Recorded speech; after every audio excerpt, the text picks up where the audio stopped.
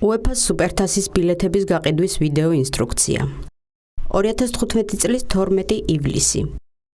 დილის 9 საათიდან UEFA-ს სუპერთასის ბილეთების შეძენის მსურველთა ცოცხალი რიგი დაიწყება ვაკის პარკიდან. ვაკის პარკის ტერიტორიაზე განლაგებული იქნება ბიოტუალეტები, სასმელი წყლის პუნქტები და მობილიზებული იქნება სასწრაფო სამედიცინო დახმარების ბრიგადა. გულშემატკივართა უსაფრთხოებასა და წესრიგს დაიცავენ შინაგან საქმეთა სამინისტრო და საქართველოს ფეხბურთის ფედერაციის სტიუარდები.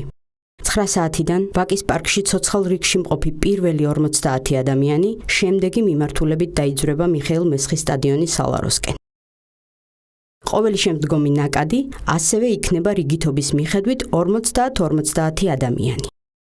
სტადიონის სალაროსთან მიახლოებისას ეგრეთ წოდებულ ტურნიკეტებთან სტიუარდებს უნდა წარუდგინოთ პირადობის დამადასტურებელი დოკუმენტი.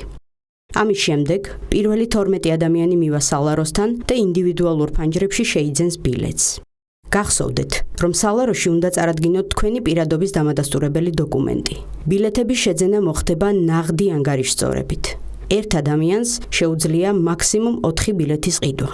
როცა თქვენ უკვე შეიძენთ ბილეთს, ტერიტორიას დატოვებთ მიხეილ მესხის სტადიონის ცენტრალური შემოსასვლელი ტურნიკეტების გავლით. გისურვებთ წარმატებებს. საქართველოს ფეხბურთის ფედერაცია.